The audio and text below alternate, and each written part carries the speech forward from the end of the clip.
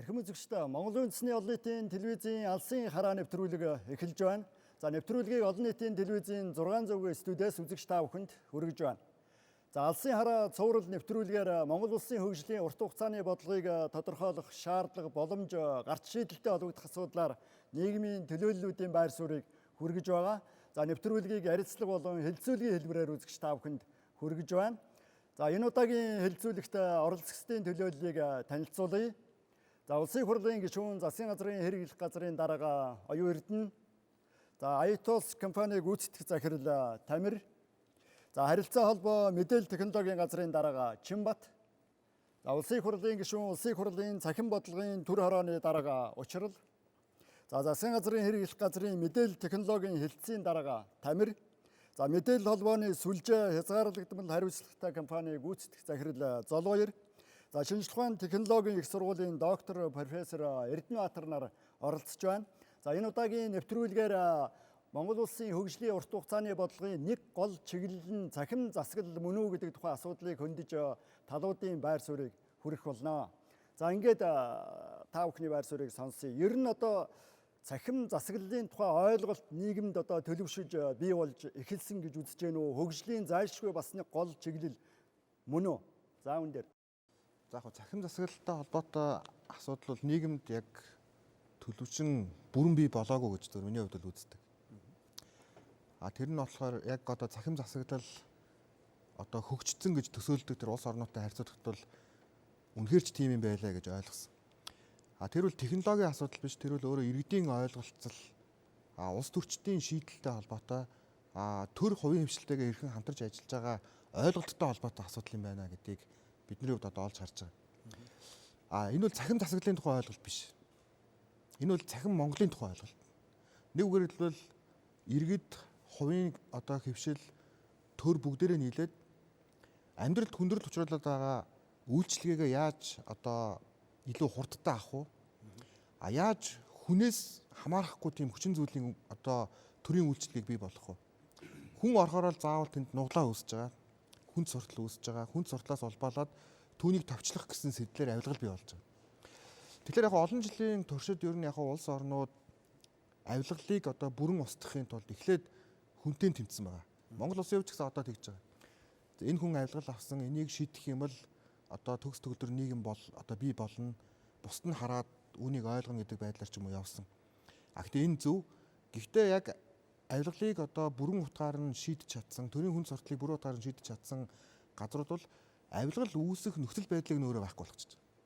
Нэг үгээр хэлбэл зөвшөөрөл авлаа гэхэд тэр ажлын одоо 14 хоногийн дотор зөвшөөрөл цахимаар авчна. Тэнцээ ямар ч хувь хүнтэй одоо алтан гэрэлтэй ярих хэрэггүй, алтан гэрлийг ч юм уу хоолнд оруулах хэрэггүй, эсвэл хин нэгэн дараагаар уцтуулах шаардлагагүй. Тэгэхээр яг үгээр үндсэндээ иргэн бүхэн одоо имэйл хаягтай иргэн бүхэн төрийн үйлчилгээгээ юу авах уу гэдгээ тодорхой болгодог. Тэр нь одоо жишээлбэл банкны системд ч нэвтэрсэн.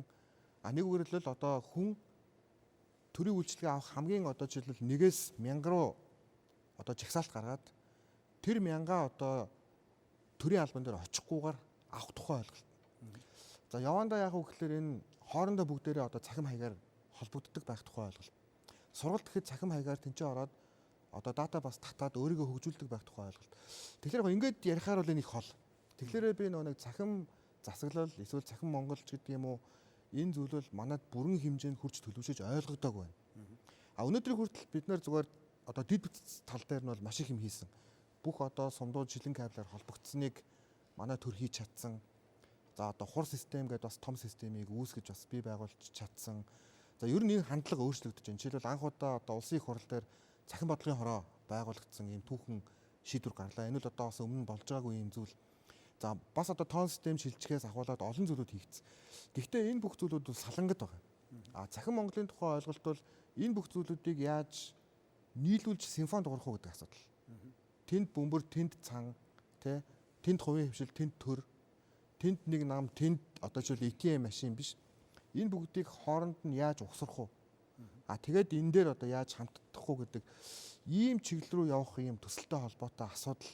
За энэ бол яалтч бас урт хугацаанд хэрэгжих хэрэгтэй асуудал. Энийг нэг засгийн газар ч юм уу, аль эсвэл энийг хэсэг бүлэг хүн ч юм уу хийхгүй. Энийг нийт монголчууд хамтдаа төрийн хүнд сурталыг багасгаж авилгалгүй нийгэмд амьдрахын төлөө өөрийнхөө амьдралын цаг хугацааг хэмнэхийн төлөө хийх юм төсөл юм аа л гэж. Тэр миний хувьд бол ойлгож байна. Тэгэхээр энэ бол шинэ ойлголт, илүү ойлголтоо засах тал руу бидний хувьд одоо томоохон юм алхмуудыг хийх ёстой. Тэгээд өнөөдөр ч гэсэн бас энэ нэвтрүүлгээр энэ сэдвийг онцолж байгаад бол зүгээр баяртай байна. За учруулах шүү. За нийгмийн хэрэгцээ шаардлагад ер нь бол нийцүүлж энэ төрийн бодлого бол бас явах ёстой. Тэгэхээр нийгмийн хэрэгцээ шаардлага гэдэг чинь юу вэ гэхээр ер нь энэ орчин үед бол ингээд жил жилээр нийгмийн байдал бол өөрчлөгдөж байна. Тэгэхээр энэ өөрчлөлтөө хүн бол өөрөө нөгөө дагаж өөрчлөгдөхөөс өөр аргагүй байдалд бол өөрөө хүрдэг. Саяхан л одоо хүн болгон гар утсан дээрээ интернетээр мэдээлэл авдаг, бүгдээрээ фейсбુક хэрэгэлдэг, бүгдээрээ одоо бараг олон нийтийн телевиз шиг хүссэн хүн өөрөө лайв хийгээд өөрийгөө танилцуулдаг ийм болно гэж бид нар бол хийж төсөөлж байгаагүй. Саяхан л одоо холбоон дээр очиод утсаар ярьдаг л гэрийнхаа одоо гэртээ нэг утастай байснаас гар утас гэдэг зүйл ойлголт бол байхгүй байсан. Тэгэхдээ өнөөдөр ингээд нийгэм өөрөө ингээд төрөөд явхаар хүмүүс хүссэн үсээгүй ингээд дагаа явдаг юм. Жишээ нь одоо 70 настай хүн одоо 80 настай буурлууд хүртэл фейсбુક оролдоод өөрийнхөө юу хийж байгаагаа бичээд хүүхдүүдийнхээ хаана явж байгааг хараад ингээд байна гэдэг бол үнэхээр энэ технологи гэдэг зүйл чинь бол хүнийг өөрөө ингэж дагуулж явдаг зүйл юм байна л да. Тэгэхээр үнэхээр энэ технологиос хоцорно гэдэг бол энэ улс орны хөгжлийн одоо хурдцсанд бол маш их сөрөг нөлөөтэй. Тэгэхээр харилцаа холбооны энэ мэдээлэл технологийн салбар гэдэг бол өөрөө хөгжлийг хурдсгадаг зүйл. Бүх салбарт, хүнсний салбарт, хөдөө аж ахуйн салбарт, байгаль орчны салбарт, аялал жуулчлалын салбарт тэгэхээр дандаа хөгжлийг хурдсгаж байгаа зүйл чинь харилцаа холбоо мэдээлэл технологийн салбар юм байна. Тэгэхээр өнөөдөр цахим засаглал гэдээ бид ярьж байна. Энэ цахим засаглал бий болсноор хөгжил өөр хурдсгал ёстой. Тэрнээс үш энэ бол зүгээр нэг тэндээс нэг програм хангамж аваад эсвэл нэг хүнийг ажилгүй болгох гэдэг зүйл биш л дээ. Тэр үнэхээр харилцаа холбооны салбарыг бол бид нар бүхэлд нь өөрөө энэ бидний хөгжлийг хурдсгах шүү. Үнэхээр хүний амьдралыг ая тухтаа сайн сайхан болгоно шүү. Бид нарыг ая тухтаа сайхан нөхцөлд амьдруулахад, амьдралыг минь хялбарчлахад хамгийн одоо чухал хурдсуур хэрэглэгдэхүүн механизм нь өөрөө харилцаа холбооны салбар шүү гэж бас харах ёстой юм шүү. Ер нь энэ салбарыг бол одоо зайлшгүй хөгжлийн бодлогын төвшөнд авч үзэх төрийн бодлогоор зохицуултууд хийх шаардлага байна гэсэн үг. Тэгээ төрөөс бодвол үнэхээр энэ харилцаа холбооны салбарыг бид ашиглахгүйгээр ямар ч салбарт хөгжил ярьж болохоо болчиход байгаа юм л та. Жишээ нь харилцаа холбооны салбарыг ингэж хэрэглэхгүйгээр нөгөө тэнд хөгжил ярих гэхээр үнэхээр одоо тэнд их маш их одоо удаашрал явагдаад байгаа байхгүй чинь аж үйлдвэрийн 4-р хувьсгал гэдээ бид нар ярьж байна. Өнөөдөр аж үйлдвэрийн тэр 1 2 3-р хувьсгал бол бараг 100 жил үргэлжилсэн хувьсгал шүү дээ. Гэтэл аж үйлдвэрийн 4-р хувьсгал бол бид нар маргааш дуусахыг мэдэхгүй байгаа. Ийм их хурдтай явж байгаа. Тэгэхээр энэ галт тэргэнд суух юм уу эсвэл хоцроод үлдэх юм уу? Тэ эсвэл энэ одоо аж үйлдвэрийн 4-р хувьсгал гэдэг зүйлээс энэ хиймэл оюун ухаанаас бид нар хэрэгтэйг нь яаж ашиглаад одоо төрч өөрөө одоо үүнд хэрхэн оролцоод явах юм бэ? Тэгэхээр төрийн бодлогын цөм нь өөрөө ямар ч салбарт харилцаа холбооны салбар мөн шүү.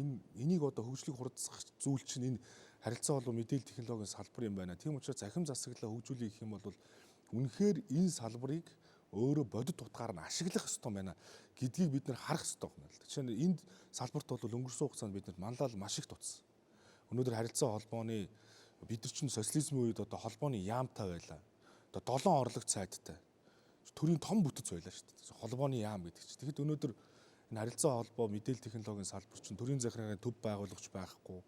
Энэ салбарыг болохоор юу гэж ойлгодог вэ гэхээр нэг юм програм хангамж нэвтрүүлдэг, үйлдвэрлэдэг нэг хүмүүсийн нэгдэл юм болов. Энэ надаас их хол баах. Тэгээ инновац технологи одоо ингээд одоо аж үйлдвэрийн хувьсгал ингээ хиймэл оюун ингээл ингээ ярахаар энийг агаар юм яриад байна. Ингээл аль болох зайгаа барьдаг. Ер нь хүн мэдэхгүй юмнаас их зайгаа байраад огцсон бүр мэдэхгүй болоод байгаа. Жишээ нь өнөөдөр 2016 онд би бас улсын хуралд залуу хүний өөр сонгогдоод би энэ технологийн талаар их ярьсан.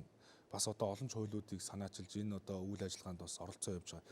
Өнөөдөр энэ цахим бодлогын хороог ч гэсэн бас анх санаачилж байгуулаа. Одоо бас энэ салбарыг хөгжилд бас хувь нэмрээ оруулаа явж байна. Гэтэл үнэхээр энэ 16 оны үед чинь ингээл бид нар энэ технологи ярихаар ингээд тийм агаарын юм шиг бити агаарын юм яриад амьдрал чинь хүнд байна тий хөрөгчөнд байгаа хүнсний чинь тоо нэмэгдэхгүй байхад чи энэ одоо их том агаарын юм яриад наад технологич наад инновац бүх салбарт инновац нэвтрүүлгийг юу яриад байгаа ингээд яг эцсийн эцэст бол өнөөдрийн технологийн агуулгам шингээсэн, нэмэн үртэг шингээсэн бүтээгдэхүүнийг үйлдвэрлэх, энэ салбарыг төрийн бүх одоо салбар болгонд хөгжлийн хурц сугар гэдээ аваад үзэх чинь энэ хөрөгчөнд байгаа хүнсний тоог чинь нэмэгдүүлэх цөм бодлого гэдгийг өнөөдөр одоо манай одоо хоёр хөрш хоёул ойлгочлоо шүү дээ. Өнөөдөр бүгд найрамд хятад ард улс бол өнөөдөр энэ технологиг ашиглаж яаж хөгжиж болох вэ гэдгийг бодит утгаар нь тэр лагаар газ үйлдвэрлэж чадчихээн. Тэр Бээжин хот ч утаагүй болцсон байна.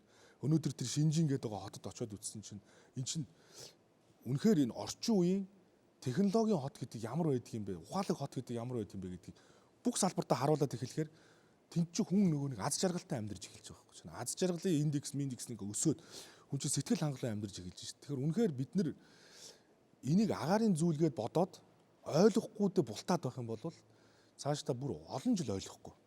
Тэгэхээр бид нар мэдэхгүй зүйлийгээ мэдхийн тулд ойлгохгүй зүйлийг ойлгохын тулд оролдлого хийх ёстой юм байна. Тэгэхээр төрийн бодлогын гол цөм бол үнэхээр энэ салбар мөн шүү гэдгийг бол хүн бүр бас мэдэрч ин л да. За Эрдэмтний төлөөлөл сонсъё. Эрдэнэт докtor.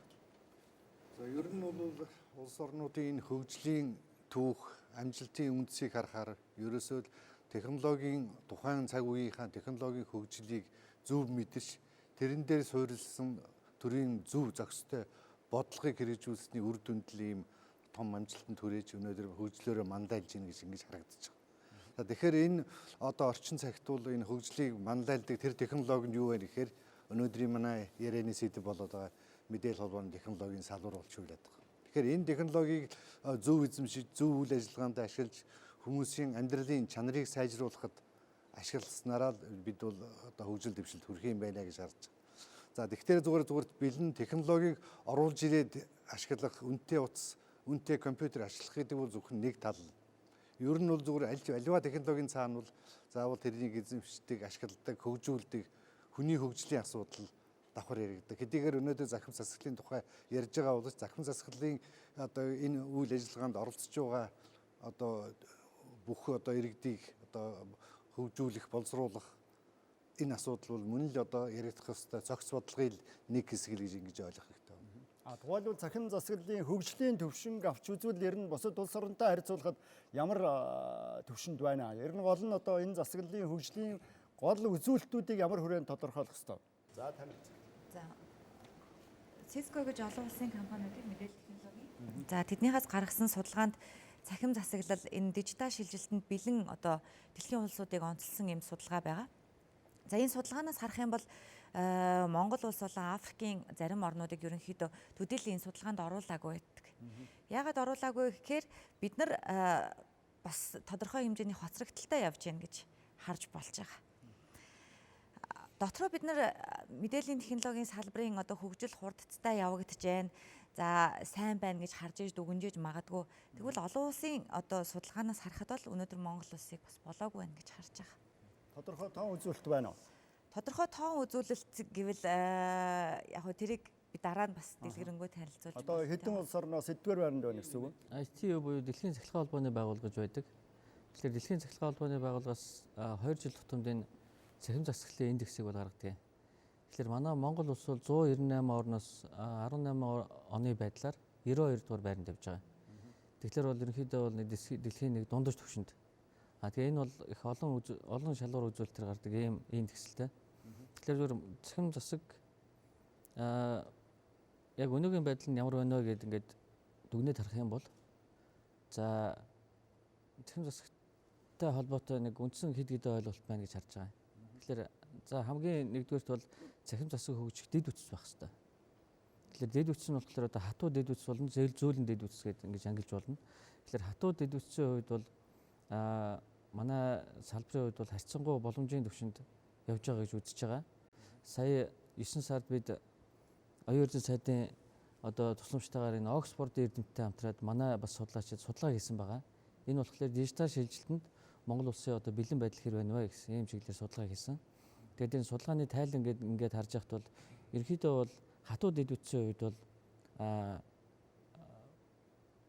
яг энэ дижитал шилжилтэнд бэлэн байдал бол ер нь бол байна.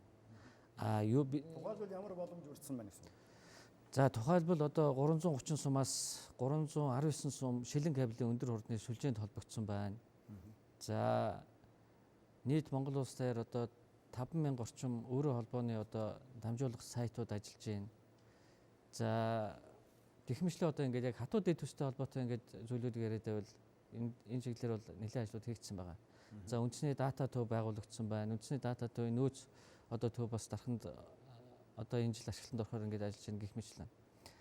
Энэ суур ингээд дэд үтцээр энэ зөөлөн дэд үтц ажиллах хэрэгтэй. Зөөлөн дэд үтц юу гэдэг нь юу вэ гэхээр яг энэ цахим засгийн үндсэн одоо суур платформ болсон тэр одоо суур системүүд. Одоо жишээ нь Эстонд бол X road гэдэг энэ мэдээлэл солилцооны систем байдаг бол бид 17 онд энэ хур гэдэг мэдээлэл солилцооны системийг ашиглалтанд оруулсан байгаа. Хур системд өнөөдрийн байдлаар 97 байгууллага холбогдсон. Энэ зөвхөн төр гэлтгүү төр хувийн хөгжлийн байгууллагууд ингээд холбогдсон. За тэгээ 2 жилийн хугацаанд бол 20 орчим сая одоо амжилттай сервис энэ хур системээр дамжигдсан байна гэдэг юм уу. Ингээд зөөлөн дэд үтсийн ажлууд бол бас тодорхой хэмжээнд ингээд хийгдээд ингээд яваад байгаа. Бусад одоо хүчин зүйлүүд гэх юм бол энэ салбар хоорондын хамтын ажиллагаа, за мөнгөний салбарт одоо энэ цахим засгийн чиглэлээр тогтвортой одоо хөрөнгө оруулалт, за мөн одоо энэ бүтэц зохион байгуулалт, удирдал, манлайлал гэл ингээд ярих юм бол бас хоцрогдож байгаа энэ бас чиглэлүүд ч бас байгаа л да. Гэхдээ ерөнхийдөө бол бид бэлэн байдалд одоо бол байна. Энийг харин цаашаа яаж ашиглаж богино хугацаанд энэ дижитал шилжилтийг хийх вэ? Яаж цахим засгийг одоо шинэ түвшинд гаргаж ирэх вэ гэдэг одоо ийм одоо шаардлагууд бидний өмнө тулгарч байгаа гэж харж байгаа. Технологийн хувьд бол монголчууд нэг их тийм одоо хоцорсон тийм зүйл бол байхгүй юм.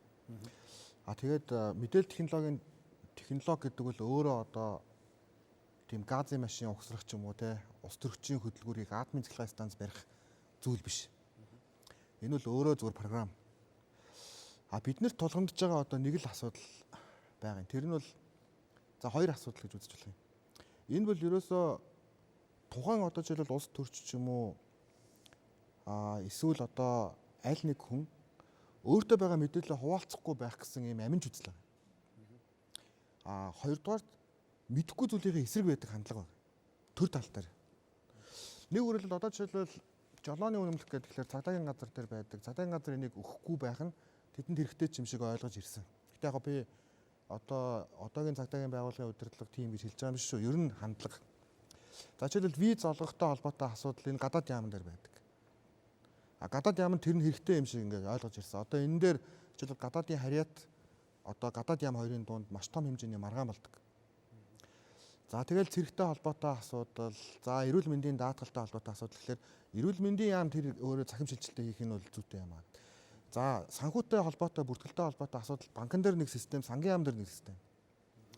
Тэгээд тус бүрдээ одоо яг үгээр өөрийнхөө одоо жижигхэн фонд улсыг байгуулад тэгээд энээс гарахгүй байна гэсэн. Яг энийг сая бид нар одоо Эстонд хувийн хвшил за бас энэ шилжилтийг одоо хийх гэж байгаа манай мэдээлэл технологийн газар за Цахим байнгын орооныхан гээд бид нар одоо 30-аад хүний бүрэлдэхүүнтэй очиж үзсэн. Яг адилхан тийм замыг туулсан юм бэл. Аргаа ороод ерөнхий сайданд дандаа 30-аас доош насны залуучууд авчиж энэ шилжилтийг хийсэн байгаа. Ягаад тэгэхээр ерөөсөө энэ болохгүй үндэсний аюулгүй байдалтай холбоотой ерөөсөө энийг ингээд хийх юм бол болохгүй гэдэг нөгөө мэдхгүй юмныхаа дайсан байдаг ийм жишээгээр ингээд явсан. Гэтэл нэг жилийн дотор 1700 орчим ажлын жилийг хэмжээнэ гэж байна. Одоо жишээлбэл гүрж Эстон зэрэг улсад төрийн хүнд суртал тэг хөв.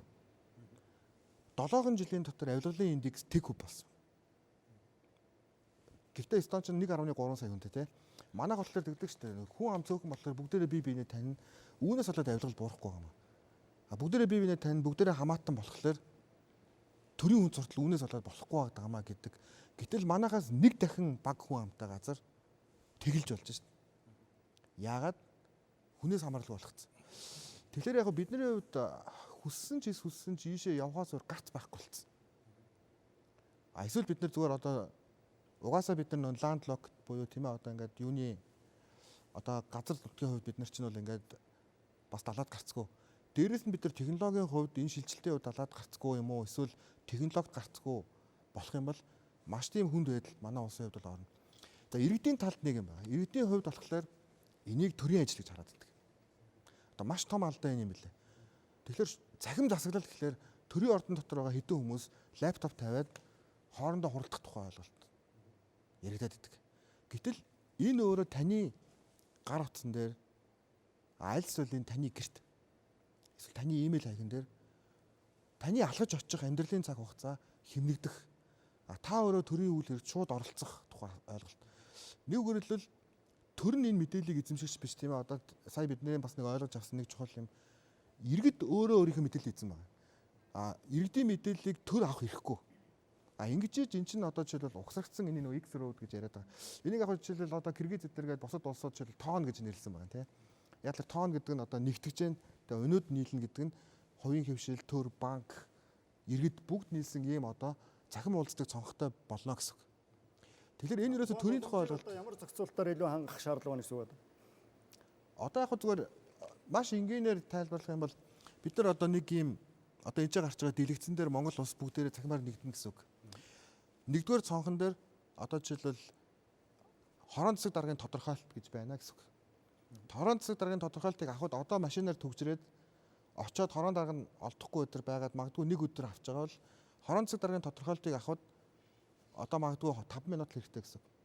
За өөр одоо ингээд жагсаана гэсэн үг. Жишээлбэл компани байгуулах. Үйл хөдлөх хөрөнгийн гэрчлэгээ авах гэдэг бас нэлээдгүй их хугацаа орно тий. За тэгээ айгуул таньдаг хүн хэрэгтэй болно. Таньдаг хүнээр уцтуулах хэрэгтэй болно. Тэгэхэд үйл хөдлөх хөрөнгөтэй холбоотой асуудлын бүртгэл гаргах ч юм уу эсвэл компани байгуулахтай холбоотой асуудал таны бүх мэдээлэл нөгөө нэг төр дотор чинь угаасаа ороод та зөвшөөрөд өгсөн учраас компани байгуулахад 5 минутын хугацаа л орно гэсэн. Тэгээ энэ бүх зүйлүүд ингээд бодглохоор түгжрэлт нөлөөлнө. Стресстэггүй, хүн сурталт нөлөөлнө, авилгалт нөлөөлнө. Тэгээ та өөрөө энийг харна гэсэн. Өглөө жишээлбэл та имэйл авна. Одоо жишээлбэл дээр бас нэг бид нар жишээн дээр харж байсан шүү дээ. Та өнөөдөр эрүүл мэндийн үйлчлэлийн таны хүүхдийн вакцинд хамрагдана шүү. Энэ замаар явах юм бол та илүү төвжирэлтэй байна гэдэг имэйл төрөөс ирнэ гэсэн. Гэхдээ тэрийг хувь хүн явуулж байгаа биш үү дээ. Тэрийг нөгөө бидний яриад байгаа хиймэл хоёрын ухаан өөрөө одоо ингээд програмчилж байна гэсэн. Тэгэхээр төрд одоо итгэх итгэлийн тухай ч юм уу эсвэл төр ямар нэгэн байдлаар ингэж байгаа байх гэж бодох хардтал байхгүй болчихж байгаа. Хоёрдугаар төр нь өөрөө ингээд нөгөө нэг хамгийн тэр үйлчлэгийн дээр нь цонхон дээр ингээд холбогдоод имэйл хаяг руу ингээд орчихлоо. Хамгийн тийм ойрхон одоо үйлчлэгч болж байгаа хэрэг. Төр одоо гаргах стресс авахгүй зөвхөн төр яах вэ гэхээр бодлогоо л ярина гэсэн. Бид цаашаа яах вэ? Жинхэнэ нөгөө нэг алсын хараа 25 ярина. Энэ дээр бас оролцсон. За сонгуулийн хүртэл ингээд өгч байгаа шүү дээ. Сонгуулийг очихгүйгээр өгч байгаа. Тэгээд тэр хамгийн юутай. Тэгээд тэр нь болохоор хамгийн мэдээллийн одоо жишээл аюулгүй байдлаа бас ингээд баталгаажуулаад авцсан. Тэгэхээр жишээл сонгуул одоо жишээл ловертх гайл энэ тэнд одоо хоол мол өгөөл одоо бэлэг дурсгалын зүйл тараагаал одоо ингээд манай ус төрч чинь онгонд орж шít бас. Тийм зүйл тэнцээ байхгүй. Сурталчилгаа чиг шаардлагагүй. Яг л сонгуульд маш тийм хямдхан зардлаар явна гэсэн. Зөвхөн цахимаар. Тэгэл тэрийг өөрөө дарчин. Тэгээ сонгуулийн үр дүн гарна. Тэр яг ийм байдал руу явхлаар нөгөө нэг илүү тогтвортой, илүү хурдтай. За хамгийн чухал юм иргэндээ амьдралын цаг бэлгэлж байгаа байхгүй юу? Дүүрлэл энэ бол одоо хамгийн том зүйл юм байна гэж бодсон. Жишээлбэл би ингээд одоо амьдралынхаа ямар хугацааг төгжирч тийм ээ? Амьдралынхаа ямар хугацааг би ингээд одоо жишээлбэл цаас уншиж, ямар хугацааг би хурал хийж, ямар хугацааг би одоо жишээлбэл ингээд стресст өнгөрөөж байгаагаа бол би тооцож чадахгүй шүү дээ. Гэтэл тэнд тооцсон байна. Нэг жилд 1700 жилийг хэмнэн гэдэг бол хүний амьдралаас гарын авцсан асуудал болж байгаа. Тэгэхээр яг ийм зүйл рүү бидний хувьд хамтдаа алхах хэрэгтэй. Тэгэхээр энэ дээр иргэдийн маань хувьд илүү оролцогч байгаасаа гэж уриалж байгаа. Энэ оролцогч байна. Энэ нэг тийм хол сонсогдоод цахим махим гэдэг тэгэхээр нэг ингэж байгаа биш. Энэ миний амьдралын чухал асуудал юм байна. Магадгүй жишээл одоо уламжлалт одоо улс төрөөр явж байгаа. Одоо зарим улс төрчдийн хувьд одоо дэвшилтэд байх цаг хэрэгтэй болж байгаа. Улс орныхоо төлөө, аюулгүй байдлын төлөө. Тэгэхгүй л тэр нэг хүний одоо жишээл хувиа хичээсэн хандлагаас болоод улс орны хөгжил жишээлбэл 1 жил 1700 жилээр хойшилж байгаа энэ нөхцөлөд үүсэж байгаа бол энийг 10 жил сумжруулбал юу болох вэ гэдэг ийм асуудал байна. Тэгэхээр энэ дээр бидний хувьд хамтдаа нийлээд нам харгалзахгүй, хувийн хвшил төрөлхгүй бүгд нийлж нөгөө симфони оркестр дуургах зүйл рүүгээ явж чадвал манайх шиг ийм одоо нэг хурдтай юм хүлээж авдаг, маш хурдан суралцдаг ийм ард түмний хувьд бол бид нэр тухайн улсуудаас ч илүү хурдан орох боломжтой байна гэж хараад байгаа юм. Ер нь одоо цахим засаглалыг хөгжүүлэхэд за талуудын оролцоо зайлшгүй хэрэгтэй нөхцөлд бол одоо бэлэн байж чадж гэнэ үү? Тухайлбал төрийн албан агчдын чадамж ямар байна? Мэдээлэл технологийн чадах байна уу? Иргэдийн хувьд ихтэл одоо тоон бичиг үсгийн чадварыг зайлшгүй авч үзэх ёстой юу?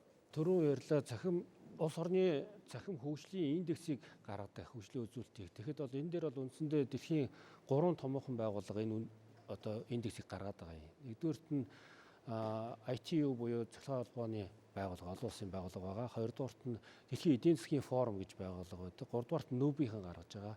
Манайхан одоо ITU байгууллагын үзүүлэлтээр болохоор 92-т явж байна. НҮБ-ийн үзүүлэлтээр болохоор 84-т явж байна.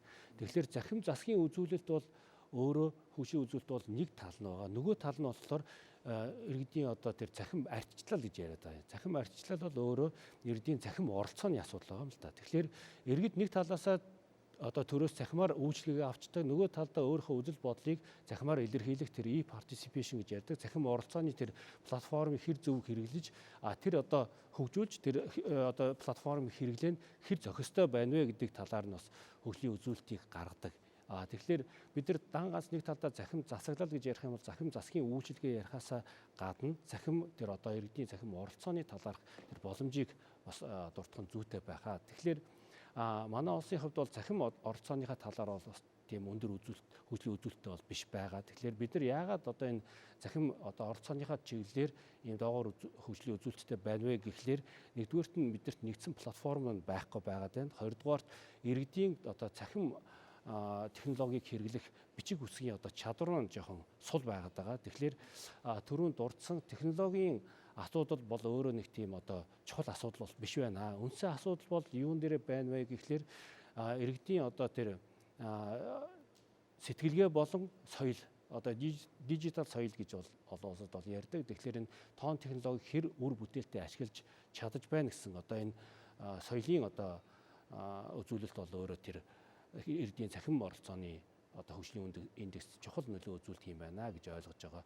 За түрүүнд дурдлаа Монгол улсын хувьд болохоор төрд итгэх иргэдийн итгэл бол нэлээд доогуур үзүүлэлттэй байгаа гэж ярьж байгаа. Тэгэхээр энэ төрд итгэх иргэдийн итгэлийг ер нь яаж дэвшлүүлэх юм бэ гэдэг бол өөрөө энэ дижитал технологиг төрийн үйлчлэгийн үйл ажиллагаанд хэрэглэх явдал юм аа. Тэгэхээр энэ дижитал одоо технологиг хэрэглэснээр одоо энэ түрүүнд дурдлаа хин гэдэг иргэн хин гэдэг төрийн албан хаагчаас ямар үйлчлэг аваад байгаа нь бол нэг тийм ил тод зүйл биш болоод явчихж байгаа юм. Тэгэхээр хүнд өөрөө асуудал байдаг гэж байгаа. Тэгэхээр тухайн одоо иргэнийг танихгүйгээс болоод тухайн иргэнтэй янз бүрийн одоо нүүр тусны уулзалт бол хийх шаардлагагүй болж байгаа. Үйлчлэг үзүүлэхдээ төрийн албан хаагч маань өөрөө нөгөө талаараа иргэн миний үйлчлэгийг одоо энэ төрийн албан хаагч үзүүлж байна гэдгийг бол мэдэхгүй. Ерөөсөө бүх зүйл маань захимаар явчихлаар энэ одоо хүнд сурталыг бол тэг болох буюу эрс бууруулаад явчих байхгүй болгочихж байгаа. Дээрэс нь ингээд иргэд харилцаа өөр хоорондоо бичлэн харилцаа үүсэхгүйгээс болоод тэр авилгалч нь өөр байхгүй болчихж байгаа юм л та. Тэгэхээр энэ авилгал байхгүй болоод хүн суртал байхгүй болчоороо эргээд тэр төрд итгэх иргэдийн итгэл маань нэмэгдээд явчихж байгаа юм. Ер нь одоо энэ захим шилжилт хийхтэй холбоотой бодлогын тодорхой зохицуултууд цаашдаа хийх шаардлага үүсэж байна уу? Баримт төчвүүд өнгөрсөн хугацаанд одоо гарч чадсан уу? Тухайлбал захим төр хорооны хувьд одоо энэ чиглэлээр эрх зүйн орчныг сайжруулах, боловсронгуй болгохтой холбоотой тодорхой алхам хийв үү? Ер нь бол сая энэ хамт дарга бас хэллээ. Бид нар энэ нөгөө сая үзүүлэлтүүд яриад байгаа шүү дээ. Тэнгүүд манай улс чинь 4G одоо хэрэглэгчээрээ 4.2 сая гэж байна шүү дээ. 4.2 сая хүн 4G хэрэглэж байна гэж. Тэнгүүтээ олон улсууд болсон чинь дижитал өрсөлдөх чадвар гэсэн чинь 10-2 орныг орхицсон. 63-аас 61-д бичигдсэн. Тэгээ олон улсууд биднэрт тийж хараад байдаг. Бид нар бол уг нь эндээ одоо нөгөө төрүүлээ алхачаад байдаг. Төр болохоор хөөгдөд байдаг нөгөө иргэдтэй. Тэгэхээр иргэд бол үнэндээ бол бас боловсрол бас өндөр байна. Яг үнэндээ бол. Энэ захимыг хэрэглэх. За тэгээд одоо ялангуяа энэ манай энэ салбарын энэ залуучууд те одоо энэ мэрэгжилтэнгүүд болвол дэлхийн хэмжээнд өрсөлдөх чадвартай болсон. Жишээ нь Эстонд бол бид нар сая очиж харж байхад бол үнэхээр технологиг нь гайхаас илүүтэйгээр яаж энийг нэгдсэн загвар модельд оруулж чадваа гэдгээр бол айгүйх бахархаж байгаа байхгүй. Тэр улсаа ингээд нэгдсэн юм ингээд системд оруулчих чадчих. Тогтолцоонд ингээд дистаралд оруулчих чадчих. Бид болохоор тал талд үзээд л байгаа. Жишээ нь яам болгоныг систем хэрэглээд л те нийслэл дээр нэг юм хэрэглээд л тэгэл нэг агентлаг нэг санаачлаа тэр хур гээ систем гаргаад идэг. Тэгэл одоо засаг дээр одоо нөгөө бас нэг бодлого явуулна ингээл тал талд ерөөсө тал талд үзээд л байгаа. Хоорондоо уулзахгүй. Энэ байдлыг яаж одоо нэг тэгэхээр ийм асуудал байгаа учраас эхлээд бол сая одоо бид нар одоо энэ салбарын одоо харилцаа холбооны радио долгионы шуудангийн гэдэг үндсэн 3 хуулиа батлаа. За Монгол Улсын их хурл. бас дэвшил гарлаа. Энэ одоо хууль эрх зүйн орчны хувьд. За одоо бол бид нэр мэдээллийн аюулгүй байдлын хуулийг бол даруй батлах шаардлагатай байна. Иргэдийнхээ итгэл найдварыг одоо бид нар бас авах хэрэгтэй шүү дээ. Тэгэхгүй бол нөгөө төр иргэдээсээ мэдээллийг одоо нэхэхгүй болёо. Ингээ иргэд өөрөө мэдээлэл өгөө төрдөө найдаа гэхээр энэ чинь мэдээллийн аюулгүй байдал ямар болоо. Гэ бид нарт те төрд одоос итгэхгүй шүү дээ. Тэгэхээр мэдээллийн аюулгүй байдлын хуулиа гаргаад тэр мэдээллийн аюулгүй байдлыг хамгаалж байгаа тэр хангаж байгаа үндэсний төв мөвийн тусад нь гаргаад тэгээ энэ салбарын хөрөнгө оруулалтаа жоох нэмэгдүүлэх ажлыг энэ хуулиараа зохицуулж өгж болж байна. Тэр мэдээллийн өгөгдөл хамгааллын те хууль байна. Энэ хуулиа одоо засгийн газраас одоо засгийн газар дээр хилцэгдээд одоо ингээ их хурлд өргөн барих гэж байна. Дээрээс нь бид нэр одоо яах ёстой вэ гэхээр төрийн цахим шилжилтийг хийх гээд сая одоо энэ засгийн газар дээр тогтоол гараад ингээд одоо операторын горимж шилжинэ гээд сая оюун эрдэнэ сайдын ярьж байгаа одоо тэр 97 үйлчилгээг бид нэр одоо иргэддээ үзүүлж байгаа бол нэг цонхноос үзүүлэх гэдэг шүү дээ. За одоо би гадаад паспорт авлаа бол очиод мөнгө төллөө гадаад паспорт авъя болоо. Бүрдүүлэх материалын төр өөрөө хариуцаа шийдээд бүрдүүлчихнэ. Ингээ база өөрсдөө үүсгэж. Энэ одоо үйлчилгээг бол 97 үйлчилгээн дээр ингээ бид нэвтрүүлэх гээд одоо ажил ингээд үндсэндээ бол ингээд дуусаад одоо ингээд ажил хэрэг болж байгаа хөөе. Төрийн үйлчилгээний төвүүд маань ингээд энэ бүх суманд ингээд нэг одоо хүн ажиллаад ингээд тий.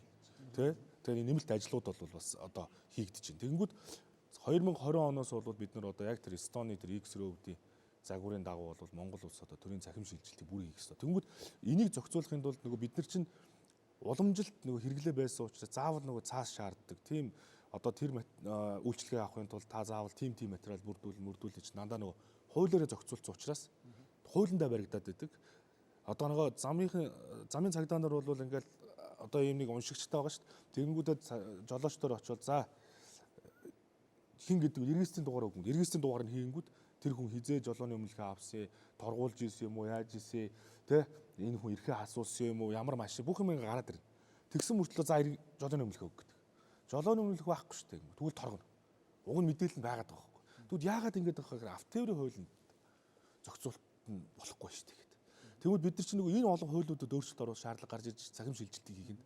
Тэгэхээр нөгөө технологи болчиход байна. Одоо жишээ нь энэ хуур гээд байгаа тэр дан гээд байгаа нэвтрэлтийн систем гээд одоо ингээ хийгээд дуусчлаа. Одоо ингээ болж гинэ гэд. Ингэхээр төр өөрөө үүнд нь оролцоод нөгөө хууль эрх зүйн орчноо сайжруулах шаардлага манлал хэрэгтэй байгаа учраас төрийн цахим шилжилтийн энэ цахим засаглалынхаа тухай ийм эрх зүйн орчныгоо хангах шаардлага байгаа учраас энэ төрийн цахим шилжилттэй холбоотой, цахим засаглалтай холбоотой ийм бие даасан нэг хуулийг бол одоо гарах заашгүй шаардлага үүсэж байгаа байхгүй. Холбогдох хуулиудад нь өөрчлөлт оруулаад ингээд төр нь өөрөө манлайлж тий ингээд төр нь манлайлж оролцоод тэгээд хуулиудын төслийн урьдчилсан хуулиур гарсан уу? Одоо энэ бол саяны мэдээллийн аюулгүй байдлын төр өгөгдөл хамгааллын хуулийн төсөл одоо боловсруулагдуулсаа засгаар хилцээд их хурл өргөн байхад бэлэн болцсон байна. Төрийн цахим шилжилттэй одоо холбоотой энэ хуулийг бол одоо цахим бодлогын хороогоор удахгүй хилцээд ингээд их хурлд бол бид нар одоо өргөн мэдүүлнэ гэсэн юм төлөвлөгөөтэй байна. Тэгээд одоо бол энэ хуулиудаа гаргана. Хоёрт бол бүгдээрээ одоо юу ярих ёстой гэхээр төр, хувийн хвшил, одоо мэрэгжлийн холбоодууд, энэ экспертүүдүүд, мэрэгжилтэнгүүдийн хамтын ажиллагаа буюу одоо орчин цагт бол экосистем гэж нэрлэж байгаа. Экосистемээ сайжруулна. Одоо бүгдээрээ гар барьж ажиллана. Төр зарим чигүүргээ төрийн бус байгууллагуудаар гүйцэтгүүлдэг. Төр зарим чигүүргээ мэрэгжлийн холбоодод нь өгдөг. Төр зарим чигүүргээ тэр энэ мэдээллийн технологийн мэрэгжлийн холбоодуудад нь өгж тэгээд тэр экспертүүдийг оруулж мэрэгжилтэнгүүдийг оруулж ингэж хамтарч ажиллахгүй бол төр бүгдийг хийнэгээ суугаад байдаг. Ийм байдлаар бас хамтарч ажиллаж болж чадахгүй байх. Сая Эстондор бол хамгийн том дэвшил нь өөрөө төр өөрөө чадахгүй хийх шаардлагагүй зүйлийг хувийн хвшилд олгож өгсөн байгаа байхгүй.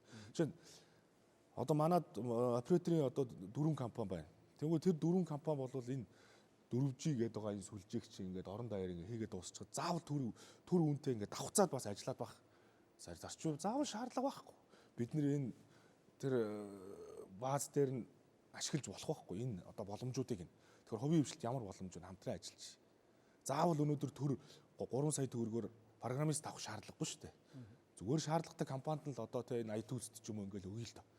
Тэгэл ингээл нийлээл хамтраад ажиллах юм бол бид нар бол үнэндээ маш тийм цэргийн цахим шилжилтийг ойрхон байгаа байхгүй.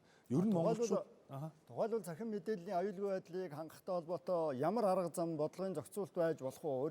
Урьдчилсан одоо эрх зүй ямар зохицуулт хийхээр яригдж байна гэсэн. Тэгээ мэдээллийн аюулгүй байдлыг хангахад та мэдээллийн аюулгүй байдлыг одоо яг нөгөө хангах ажлыг ярихаар одоо жишээ тэр үндэсний дата төв гэдэг байгууллага чинь төрийн үйлчилгээг явуулаад байгаа нэг талаасаа тий. Төрийн одоо тэр нөгөө хураг системийг хэрэгжүүлээд төрийн үйлчилгээг үзүүлээд байгаа. Тэгээ давхар өөрөө хамгаалалтаа хариуцаад байгаа юм шиг харагдаад байгаа байхгүй. Ингэж үйлчилгээг үзүүлдэг байгууллага нь аюулгүй байдлаа давхар хангана гэж юу энэ байж болохгүй байхгүй.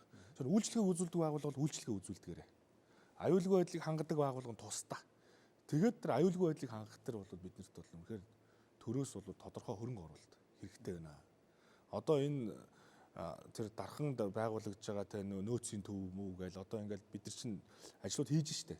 Тэгэнгүүт энэ ажлуудыгаа дагаад үйлчлэгээ үзүүлдэг байгууллагын тусдаа аюулгүй байдлыг хангадгийн тусдаа болохын тулд мэдээллийн аюулгүй байдлын хуулийн дээр мэдээллийн аюулгүй байдлыг хангах үндэсний төвийн тусад нь гаргая. Тэгээ энд нь одоо мэдээлэл төрийн үйлчлэгийг үзүүлдэг байгууллага нь одоо тэр дата төв байя. Гэт ингээд тэр дата төв гэдэг байгууллага нь юу их юм? Мэдээллийн аюулгүй байдлыг хангах үндэсний төв нь юу их юм бэ гэдэг энэ эрх үүргүүдийн нэг хуулинд хийгээд өгчих нь хамгийн зөв байгаа хөөх. Тэгэхгүй болохоор нөгөө дата төв гэдэг байгууллага нь болохоор харахаар энэ засгийн газрын тогтоолоор байгуулагдсан ийм нэгж харагдаад байдаг. За яг энэ дэр би нэг зураг үзүүлээ л та. Энэ зураг болохоор ямар учиртай вэ гэхээр яг орон орнууд дээр юм үнэлгээ хийдэг л юм зураг юм байна. Нэг үгээр хэлбэл одоо хүн гараад амьдралынхаа одоо 1 сарын туршид ч юм уу хаана очиж одоо ямар байдлаар амьдралынхаа цагийг үрдэг вэ? За кино театрт очино, пледэнд очирлоо. Тийм үү. За банкн дээр очино. Тийм ээ. Тодорхой хэмжээнд бас ойчрлж таарна. Лавлгаа авах хэрэгтэй. Моторот орно. Тодорхой хэмжээнд бас тийчээ одоо ойчрлж таарна. За машинаар явна. Тодорхой хэмжээнд цагаа алдна. Тэгэхээр энийг л үндсэндээ хувийн хвшилтэйгээ нийлээд л холбогдно гэсэн үг. Энэ бүх одоо зүйлүүд үндсэндээ одоо эн чинь яг нэг улсын зур дундад жишээ гэхэд үндсэндээ бараг 162 мянган ийм одоо холболтуудыг хийгээд хооронд нь тохиргоо хийсэн гэсэн үг. Тэгэхээр яг үгээр компьютерийн араас машинаар явах цагаа л хэмнэнэ гэсэн үг. А гэхдээ иргэд өөрөө хүсвэл машинаар очиж болно. Тэр заавал одоо албатай биш. А гэхдээ тэрийг компьютер дээрээсээ өөрийнхөө одоо жишээл кодыг оруулаад одоо бид нар чи бүгдээрээ хурууны хийгээ оруулсан шүү дээ. Тэгэхээр оюурд нь дэлхийн аль ч улсад явж исэн би өөрийгөө нотолж чадах байхгүй юу хурууны хийгээрээ. А тэгэхээр өөрийгөө нотолж байгаа тохиолдолд цахимаар гарын үсэг зурх эрхэмж нээлттэй болгочихж байгаа юм. Цахимаар санал өгөх эрхэмж нээлттэй болж байгаа юм. Заавал би жишээл биеэрээ аль нэг газар оршин байх биш. Тийм ээ? Одоо тэр нөгөө нэг цахим орон зайн дээрээс л би өөрийнхөө авах ёстой бүх үйлчлэгийг аваад явчихна гэсэн үг. Онгоцны буудлын дээр байж ах таач тэр онгоцон дотор байсан ч тэр хөдөө явж ах таач тэр хэрвээ надад сүлжээл байвал. Тэгэхээр яг энэс олж нөгөө нэг цаг хугацаа хэмнэгдэнэ гэдэг байгаа бол тэгэхээр яг сая учрал гишүүний ярьж байгаа бас манай одоо агентлагийн удирдлагуудын ярьж байгаа зүйл бол яг гэхээр одоо бид нар энийг яаж нөгөө нотлж симфонд болох уу гэдэг нь энэ одоо жишээл банкн дээр байж байгаа систем үү те одоо жишээл бид нар интернет банкны тухай асуудал ярьж байгаа гэсэн үг шүү дээ. Интернет засаглалын тухай асуудал, интернет иргэншлийн тухай асуудал, интернет аялал жуулчлалын тухай асуудал те энэ бүх зүйлүүдийг яаж хооронд нь нэгдсэн системээр холбож иргэдэд яг боддоор энэ нь хэлбэр болох байл гэдгийг л бидний хувьд нэг Цахим Монгол буюу өнөөдрийн одоо энэ онцлог сэдв урт хугацааны хөгжлийн төлөвлөлтөн дээр зайлшгүй яригдах ёстой зүйл юм аа. А тэгээ энийг хийхийн тулд энэ нөгөө ерхий сайд захирамж байгуулалт ч юм уу эсвэл ерхийлэгч зарлиг гаргаад хийдэг зүйл биш. Энэ үл яг гэхээр хувийн хвшил төр эргээд эрдэмтэд хамтдаа холбоол энийгээ бидний хувьд яаж хийж энийг хийхийн тулд бид нэр ямар тоглоомын дүрмтэй байх юм бэ гэдэг асуудал. Жишээлбэл одоо юу гэдэг НАТО холбоотой мэдээлэлээ би өгөх гэж байгаа гэдэг чинь иргэн нэг юм асуух хэрэгтэй болоо доо. Үгүй миний мэдээллийг авцсан чинь тэгээ энэ чинь энэ дотор ингээ оруулсан чинь тэгээд мэдэхгүйгээр одоо тэгээд ингээ миний мэдээллийг задлаад байвал яах юм. Ингээр яг гэхээр мэдээллийн аюулгүй байдлын нууцлалын тухай хууль гаргах хэрэгтэй бол. Тийм байгааз. За энэ олон одоо жишээ системүүд байна. Энийг яаж зохицуулах вэ? Тэгвэл төрийн мэдээллийн нэгдсэн зохицуулалтын тухай хууль гаргах хэрэгтэй бол. Энийг нэгтгэж гаргаж болно. Нийтдээ яг тэр одоо цахим хөгжсөн орнуудыг ингээд авч үзэхдээ нэг 4-5 юм томоохон эрх зүйн зохицуулалтыг хийгээд хамгийн гол нь тэрэнд иргэд нь өөрөө бэлэн байгаад оролцогч болоод төрийн ажил гэж харахгүй болсон өдөр тухайн улс цахим ертөнц рүү шилжсэн байна. Том ах нь бол төр биш гэдэг байгаа шүү дээ. Том ах нь л өөрөө иргэн юм а гэж. Тэгэхээр энэ ойлголт руу бидний хувьд одоо ингээд явахын тулд урт хугацааны төлөвлөлтний засаглалын хэсгээр орж байгаа. Цахим бодлогын хорооноос засгийн газар чиглэл өгсөн байгаа. Засгийн газар дээр ажлын хэсэг байгуулагдсан байгаа. Ажлын хэсгийн бүрэлдэхүүн сая очиж хэд хэдэн туршлагуудыг үзсэн. Өмнөх бүх системүүдэд бид нар үнэлгээ хийж байгаа. А одоо бидний хувьд зөвшөлтсөл гэсэн үг. Зөвшөлтсөл гэдэг нь хоёр намаа зөвшөлтөх тухай ойлголт биш. Зөвшөлтсөл гэдэг нь нийт иргэдтэйгээ яаж энийг Монгол хөрсөн дээр нутагшуулж ямар тоглоомын дүрмээр амьдралаа хөнгөн болгох вэ? Яаж амьдралынхаа цагийг хамтдаа одоо илүү хэмнэх үү? Яаж хүнээс хамааралгүй төрийн одоо системийг бид нэр бүрдүүлж болохын гэдэг л энэ асуудлаа хамтдаа ярина. Энийг бидний хувьд тэгээ тоонч гэж нэрлсэн болно. Зарим газрууд бүрээ бишгүүр гэж нэрлсэн байгаа. Тэгээ өөр өөрийнхөө онцлог тохируулаад манайх хуур гэж нэрлэж байгаа. А гэтээ энэ одоо зүгээр ард түмний тийм итгэлцлийн хоорондын холбох зэг байна л гэсэн. Тэгэхээр энэ бол нөгөө нэг миний яриад байгаа нь дижитал шилжилт буюу цахим засаглал гэдэг байгаа зүйлд манай иргэд болон төр захиргаа ойлголтын хувьд болоогүй байна гэдэг нь энэ. Уламжлалт ойлголтуудаас татгалзаад одоо бид нар ухсрах тухай ийм одоо шинэ одоо жишээлбэл одоо соёл болон бодлогын өөрчлөлт хийгдэх гэж байгаа учраас өнөөдөр бас нэг урт хугацааны хөгжлийн хөтөлбөр дээр одоо онцлогдох нь чухал юм а гэж бас үзэж байгаа.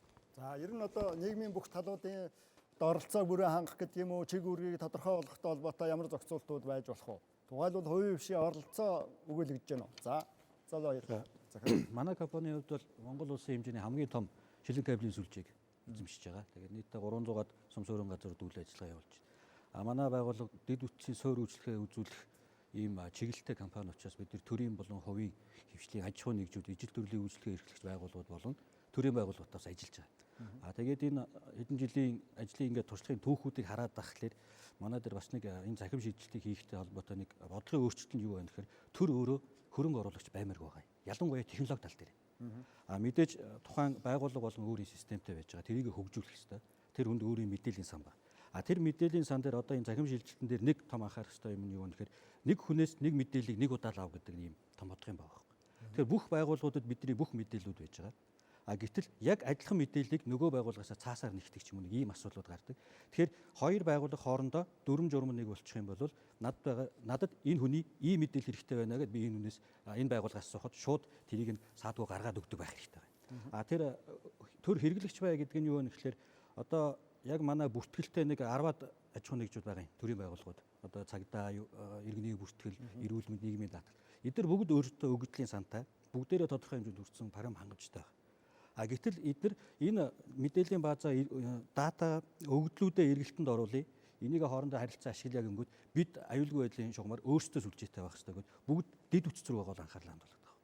А гэтэл одоо сая яригдж байгаа тэр X road гэдэг систем юуг хийдсэн бэ гэхээр нээлттэй интернетийн орчинд хийгдсэн байна. Зөвхөн байгууллагууд өөрсдөө ямар протоколоор яаж нууцлж мэдээлэлээ дамжуулах вэ гэдэг дээр өөрсдөө анхаарал хандуулсан учраас нээлттэй сүлжээн дээр явж байгаа учраас маш их зардлыг хэмнэж байгаа. Давхарцаг хөрөнгө оруулалтыг хэмнэж байгаа. Ялангуяа одоо шилэн кабель дэд үтс хийн гэж явахлаар тэр 1 км ажил кабель татхад зарцуулж байгаа хөрөнгө оруулалтын бараг 90% нь гаднаас бид нар авдаг. Шилэн кабель материал тоногдох юм нэг ч Монголд үйлдвэрлэх. Зөвхөн нэг ажлын хөлсний эдэнд өргөл Монголд үлдэнэ. А тэгээ энэ төслүүд юугаар хийгддэг вэ гэхээр дандаа үнэтэй мөнгө буюу зээл гадны хөнгөлөлтөө зээл тусламжийн ийм юугаар хийгдээд явахлаар юу нь явж байгаа. Тэгэхээр энэ дээр юу хэлэх гээд вэ? Төр урсгал зардлыг баталж өгдөг байгаа чи. Одоо 400 нэгжтэй босоо удирдлагатай байгууллага байх юм бол энэ 400 нэгж жил үйл ажиллагаа явуулахад сүлжээнд урсгал зардал нь хэд байх хэвээр. А тэрийг нь бол тийм зардалтай болсон байгууллага бол өөрөө сонгон шалруулалтаа хийгээд бүх аж ахуйн нэгжүүд орж болно. Бүх суман дээр өөрөө орох шаардлага байхгүй. Тин чин 4 оператор дөрвөлөө орцсон байгаа din. Тэрүүгээр маш их зардлыг хэмнэх болцоотой бол. А дээр нь бас нэг болохгүй байгаа юм юу вэ гэхээр IT-тэй болоод дэд үтцтэй болоод энэ чинь уг нь бол энэний чинь систем нь маш юм ажиллах хүчийг хэмнээ, цаг хугацаа нэмнээ, зардал хэмнэх ёстой шүү дээ гол үр дүн. А гэтэл эргээ тэр нь зардал эргийг нэмэгдээд байдаг.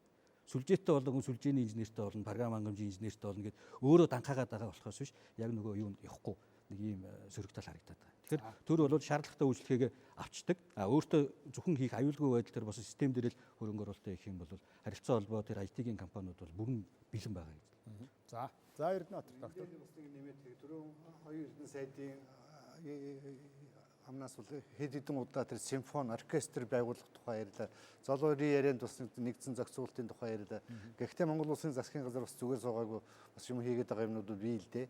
Тухайл би энд юу хэлэх гэж чинь тэгэхээр засгийн газраас санаачлаад төрийн enterprise архитектур байгуулах гэдэг төслийг хэрэгжүүлээ явж байгаа. За энэ архитектур байгуулах гэдэг энэ төслийн цаад мөн чанар нь юу гэхээр одоо төрийн олон янзын байгууллагууд байна.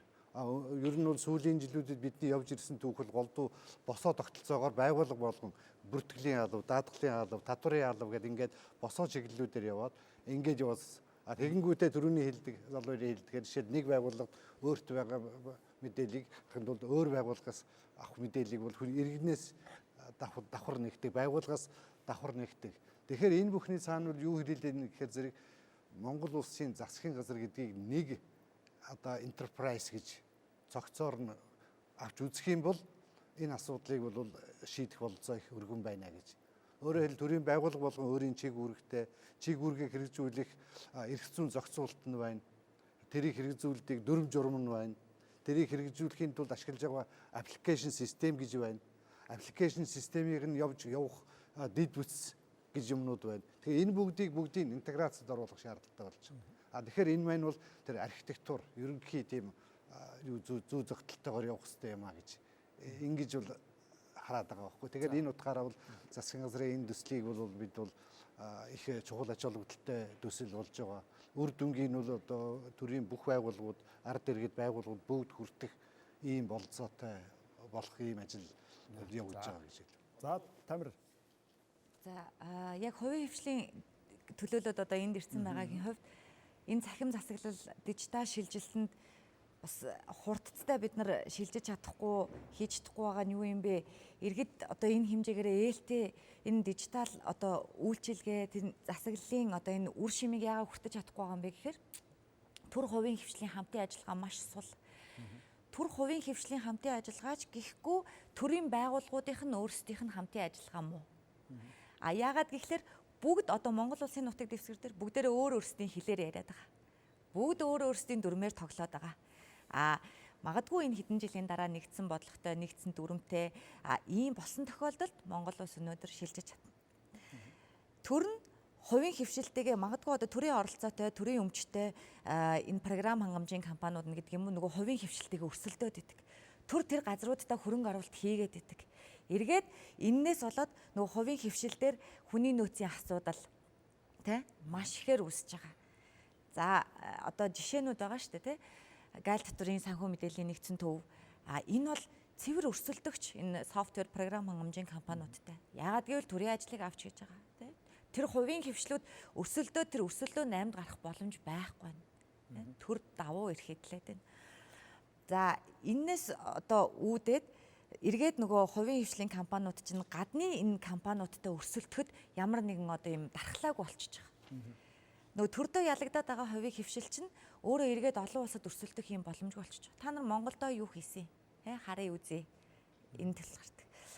Тэгэхээр яг хоо төр хувийн хвшлийн хамтын ажиллагааг илүү сайжруулах шаардлагатай юм болов уу төрийн байгууллагууд ч гэсэн өөрсдийн одоо нэгдсэн юм мэдээллийн платформ систем мэдээлэл солилцооны хур систем шиг юм систем платформыг бүр цогцоор нь хөгжүүлэх юм шаардлага гарч ирж байгаа. Тэгээд юу хэлэх гээд нэхэр чаддаг одоо газраар нь чаддаг зүйлийг нь хийлгийа тэгэхгүй төр одоо бүх зүйл рүү битгий орооч тэр төр орж байгаа бол тэнд зардал өсөж байгаа. Тэрийг хийх чадвартай хувийн хвшлийн компаниуд нь байна. За төр оролцоод чадахгүй маа гэхэд нөгөө гадны зөвлөхүүд ирж байна гадны зөвлөхүүдийг урьж авчирж байна. Эргээд тэд нар одоо гадны зөвлөхүүдээс манай Монгол залуучуудын тэр мэдлэг чадвар ерөөсө дутаад байгаа юм байхгүй. Илүү Монгол залуучууд хөрсөн дээрээ буусан Монголынхоо одоо тэр соёл энэ зах зээлд нийцсэн бүтээгдэхүүн үйлчилгээг одоо зөвлөж байгаа хийж байгаа. За IT компанийн хувьд салбартаа одоо ганц хувьцаат компани байдаг. За энэ ч утгаараа бас дата төвийн үйлчилгээ бас үндсэн үйлчилгээ явуулдаг. За манай бас гол өрсөлдөгч гэх юм бол одоо үндэсний дата төв байдаг. Яагаад ингэж хоёр дата төв өрсөлдөд байдаг гэхээр үндсийн дата төв өөрсдөө нөгөө төсөв бас бүрдүүлэх шаардлага гардаг. Тэгэхээр эргээд нөгөө хувийн хвшлийн мэдээллүүдийг төрийн одоо мэдээлэл байршиж байгаа нөгөө дата төв дээр ингээд давхар байршуулад байдаг. Бас л өрсөлдөөн бий болоо.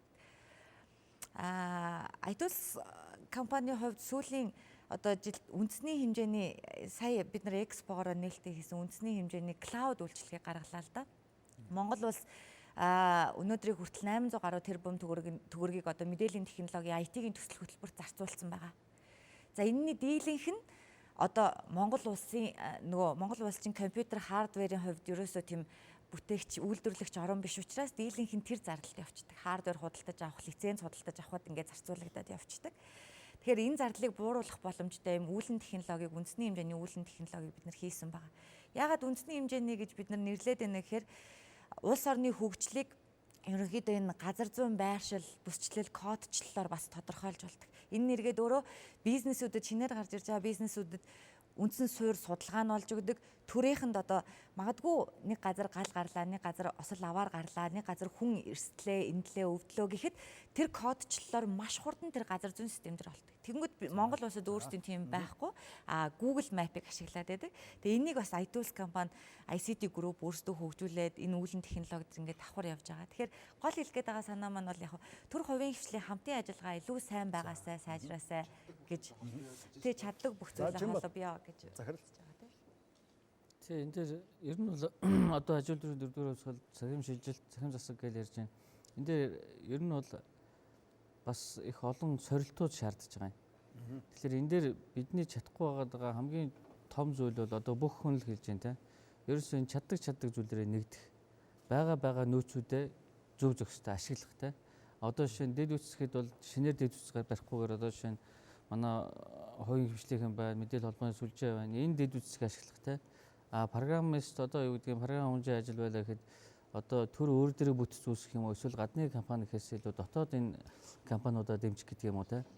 Гэх мэтлэн одоо тэгээд сая бид бас дэлхийн цэцлэг холбооны байгууллагатай хамтраад энэ цахим хөдөө аж ахуйн стратегийг боловсруулаад дуусч байгаа. Хүнс хөдөө аж ахуйн яам нэгдсэн үндэсний байгууллагын суурин төлөвлөгчийн газарт хамтраад. Тэгээд энэ дээр бас юу анзаарч байгаа нөхөөр бас л яг нэг салбар хооронд хамтан ажиллах.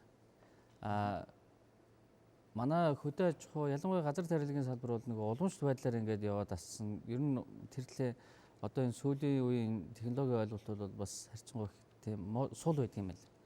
Тэгэхээр одоогийн ялангуяа энэ тэр нөгөө хүлэмжийн аж ахуйч гэдэг юм уу энэ өрхийн яг тэр газар тариалгын аж ахуй ерөөсөө цэвэр IT болсон байгаа байхгүй. Тэн дээр нөгөө янз бүрийн одоо сенсорууд тавиад тэгээд бүтээмжийг 2 3 дахин нэмэгдүүлэх гэдэг юм. Тэгэхээр ингээд салбар хоорондын хамтын ажиллагаа тэгээд энэ байгууллага хувийн хвшил төр хоорондын хамтын ажиллагаа гэдэг юм уу энэ бол одоо бидэнд тулгарч байгаа бас их том сорилт гэж үзэж байгаа. Ер нь одоо салбарын хөрөнгө оруулалт төсөв санхүүжилтийг бас нэмэгдүүлэх, за олон талд техүүсвэртэй болгох гэдэг юм уу дэмжлэг үзүүлэх боломж бол байна уу? Цаашдаа ямар үе шаттай яаж зохицуултууд хийх шаардлага үүсэж байна? За ер нь боломж байлгүй ягаад гэхээр мөнгө боломж нь байгаа байхгүй. Одоо сая хэллээ шүү дээ тий. Хувийн хвшил чаддаг зүйл рүү манд битгий орооч. Яг адилхан чаддаг зүйл дээр адилхан чаддаг зүйл хийгээд зардал гаргаад байгаа байхгүй. Тэгэхээр л яг нөгөө миний уриалаад байгаа нь чаддаг бүх зүйлээрээ нэгтцгээе тий. Бага давуу талуудаа нийлүүлээд угсрээ. Тэгээд ийм нэгдсэн цонхон дээр төвлөрөө. Үүнийгээ Mongolian гэж нэрлэе. Тэгээд энэ ч бид нэр даваа бүх талуудаа ухсрээ. Тэрэн дундаа төрийн үйлчлэгээ өөр юу гэдэг юм босод зүйлүүд нь орог. Төр энэ дээр нээлттэй оролцогч байя. Төр бүгдийг чаддаг гэдэг байдлаар явхаа болио. Төр хувийн хвшлтэйгээ өрсөлдөхөө болио. Нийлээд бүх даваа талуудаа нийлүүлсэн ийм эргэцэн тогтолцоо руу хэдүүлээ орё. Гэдгэл зүйл одоо энэ системийн одоо бидний яриад байгаа өнөөдрийн сэдвийн хамгийн чухал зүйл байх болов уу гэж байна. Тэгэхээр хорвоогоор дүүрэн мөнгө байна. Монголоор дүүрэн боломж байна. Гагцгүй нь угсрахдахгүй байна. Тусдаа бид нэр бөмбөртэй, цантай, цохор хөгжимтэй, тий, калорниттэй, филеттэй байгаад байна. Тусдаа буруу ташаа хараад хөгжим тоглоод байна. Би үүнийг сонсхийг хүсэхгүй байна. Нийлүүлийн нотлээ. Тэгээд бидний хувьд хамтдаа дэлхийн хэмжээний симфони оркестр тоглоё. Яг л бүх зүйл нь байгаа байхгүй. Тэгэхээр энэ мөнгөний асуудал биш ээ. Тэгэхээр энэ технологийн асуудал биш. Энэ соёлын бөгөөд ойлголцлын асуудал болчиход байна. Энэ шийдвэр гаргах эрх зөргийн асуудал болчиход байна. Энэ яг үнэндээ би гэдэг үзлээсээ татгалзах, бид гэдэг рүү явах, тухайн хувь хүн албан тушаалтан өөрийнхөө эгоноос татгалзах тухай ойлголт болчиход байгаа байхгүй. Өмнөх бүх зүйл үе үеийн засгийн газар, үе үеийн хувийн хвшлийн бүтээсэн энэ зүйл энэ системийг ухсрахад хангалттай хөрсийг бий болгоцсон байна.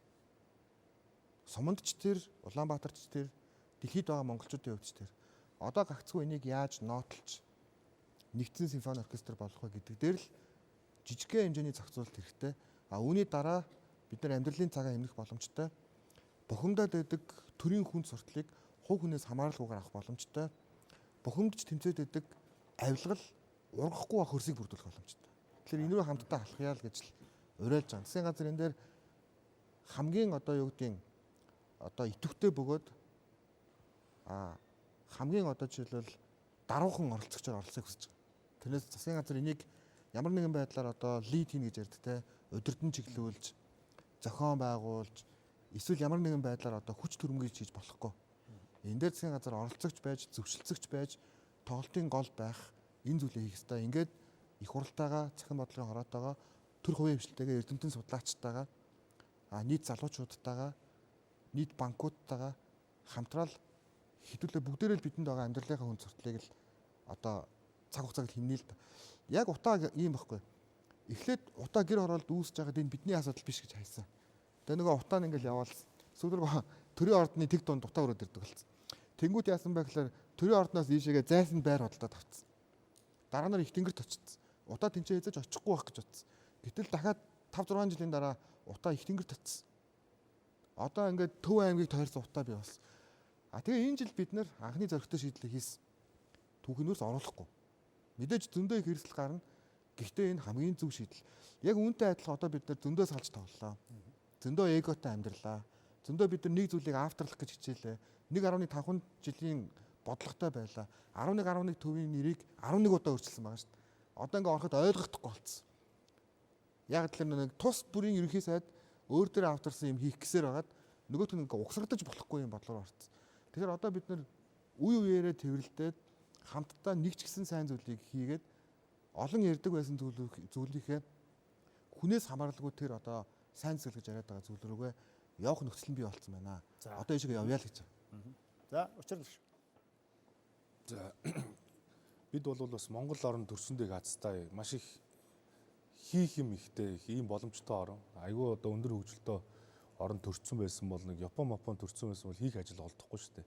Дээрээс нь бас энэ салбарт тэг хөгжүүлэх бололцоо бол бас биднэрт маш их боломж бол байна гэдгийг сая ярьлаа. Тэгээд үнэхээр л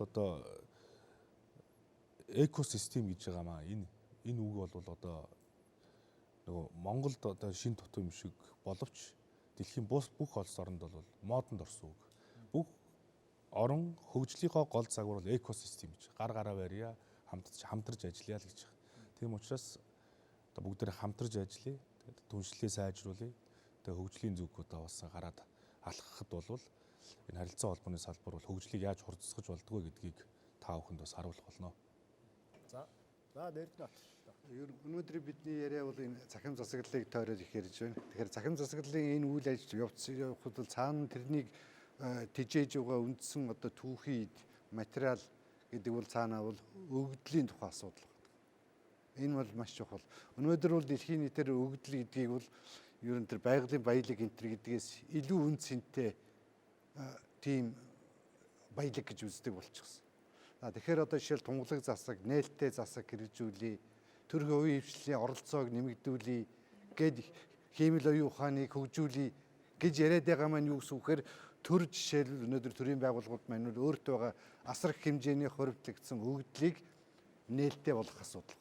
Ингэсэн тохиолдолд магадгүй төрийн том ачааг манай хувийн хвшлийнхэн тэр өгөгдөл дээр боловсруулалт хийгээд иргэдэд хүрсэн бараа бүтээгдэхүүн үйлчилгээг бий болгох нөхцөл бас бүрдэх ийм зүг байна. Гэхдээ өгөгдлийг нээлттэй болгоно гэдэг нь бүх юмыгаа 100% ингээд дэлгэнэ гэсэн үг бас биш л дээ. Тин чи бас төрд нуух хаах юм бас байна. Зохицуулах механизм гэж байна. Өгөгдлийн хамгаалах гэж байна. Тийм өмчийн асуудал гэж байна. Гэх мэтлэн гэхдээ нээлттэй өгөгдөл болгосноор бол бид бол одоо манай нийгэмд тулгараад байгаа маш олон асуудлуудыг шийдэх бололцоо бол байгаа. Ингэснээр магадгүй энэ салбарын одоо манай хувийн хвшлийнхийг одоо дэмжих төсөв мөнгөөр дэмжих гэхээс илүү ажиллах орчноор нь дэмжиж байгаа хэрэг шүү дээ. Энэ бол өөрөө маш том дэмжлэг болох байхгүй. Тэгэхээр тэр өгөгдөл гэдэг бол одоо манай салбарын хувьд бол энэ хөгжлийн асуудалд бол их чухал зүйл. Энийг бол бид сайн ашиглах ёстой.